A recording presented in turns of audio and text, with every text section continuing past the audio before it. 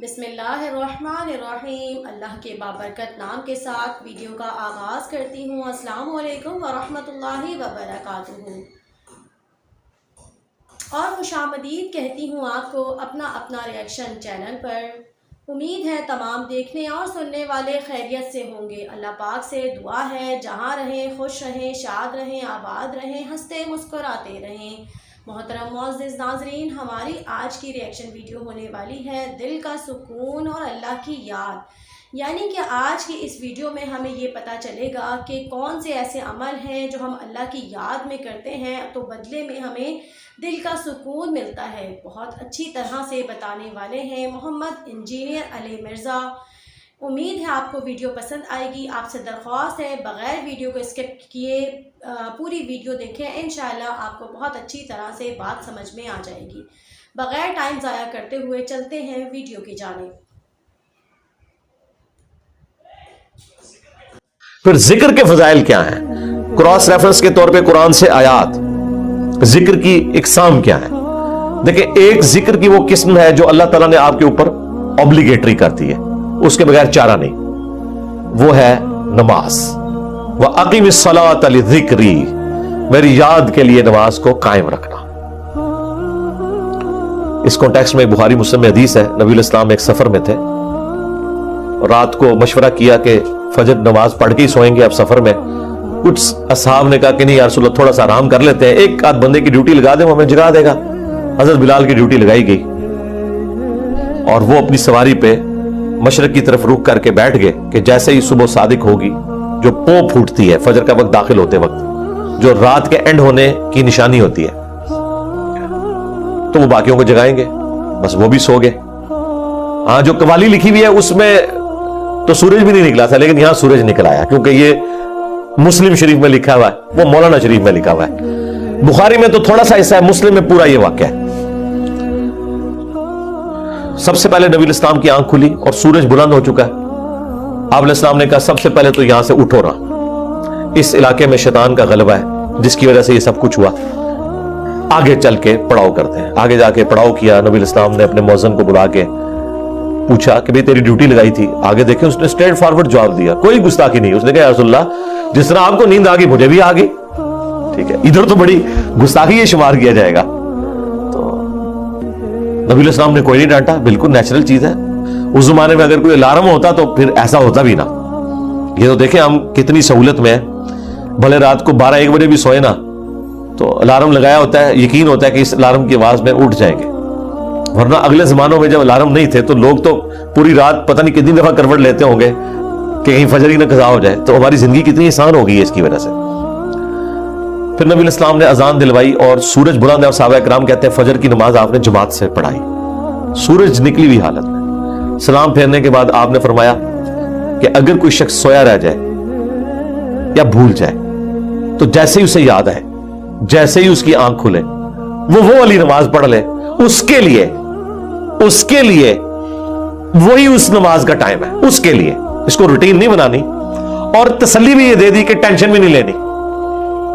ठीक है, अगर ऐसा मामला हो गया अल्लाह माफ फरमाने वाला है, जानबूझ के तो नहीं किया, और तुम्हारी वो नमाज कज़ा भी नहीं होगी। ज़ाहिर है, कहा उसके लिए उसकी नमाज का टाइम वही है, वो कज़ा भी नहीं हुई, अदा पड़ी है तो जुमात कराई है ना, वरना सूरज निकले हुए फजर की नमाज का टाइम तो नहीं होता।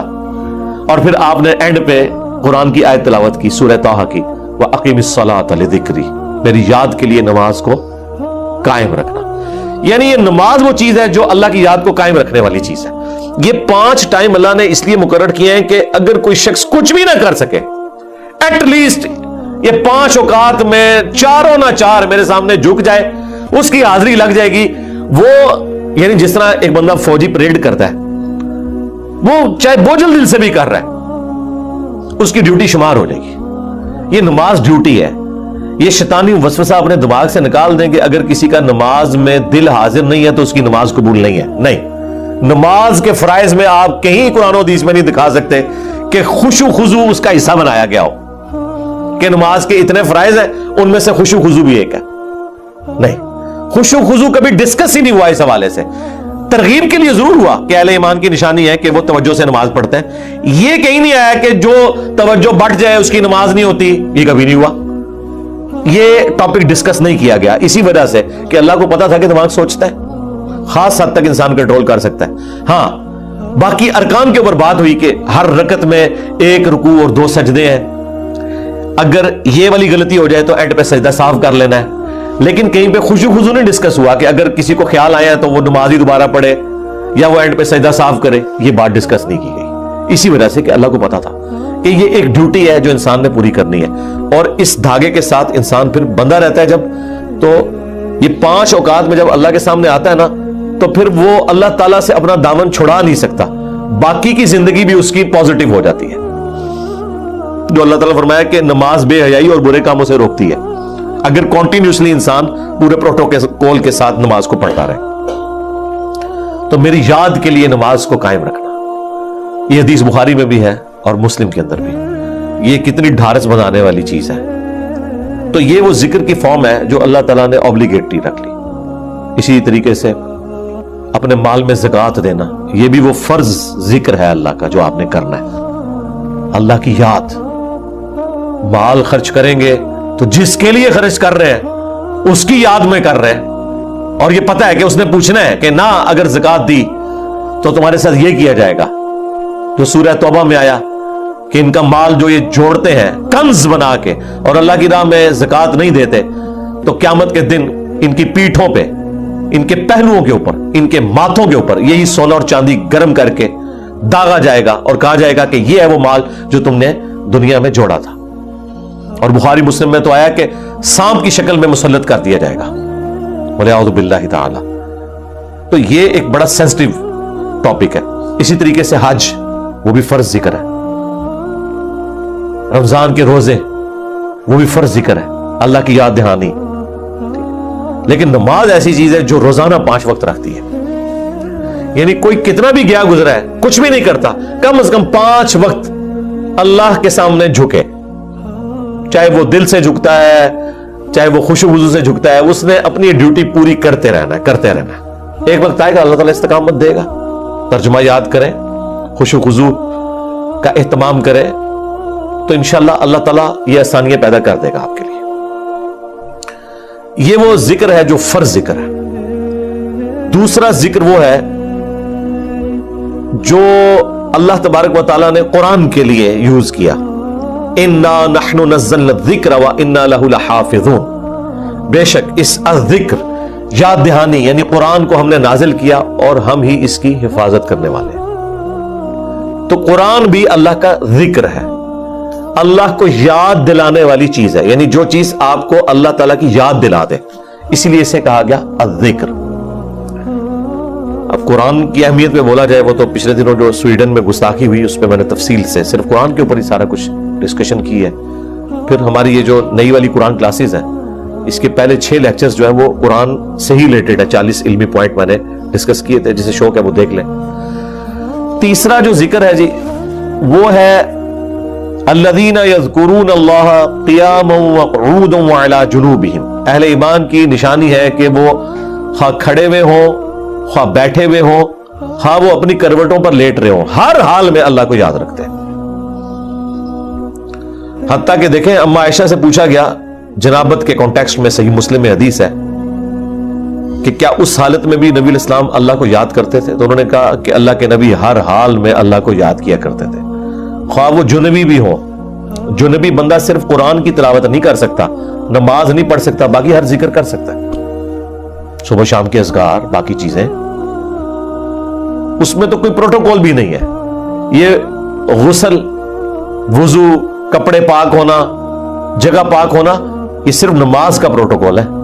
جو عام اذکار ہیں ان کا کوئی پروٹوکول نہیں ہے, وہ آپ جس مرضی حالت میں کریں. یہ لوگ کہتے ہیں جی آیت کریمہ بڑا گرم ہے جی, بغیر وضو کے نہیں کرنا چاہیے جی, خوشبو لگا لینی چاہیے. اور بھائی جس نے کیا تھا اس نے تو مچھلی کے پیٹ میں کیا تھا, سب سے زیادہ تعفن والی جگہ یونس علیہ السلام.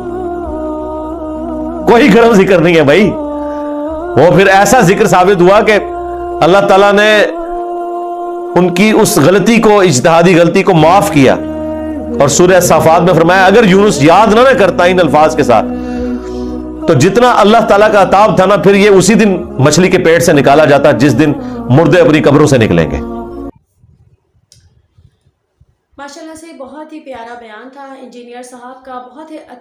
बहुत ही अच्छे अंदाज में बात को समझा देते हैं और इन्होंने कुछ चंद अमल बताए हैं, जैसा कि हज है, रोज़ा है, कुरान मजीद की तिलावत है, अल्लाह का ज़िक्र है, ज़कात देना है।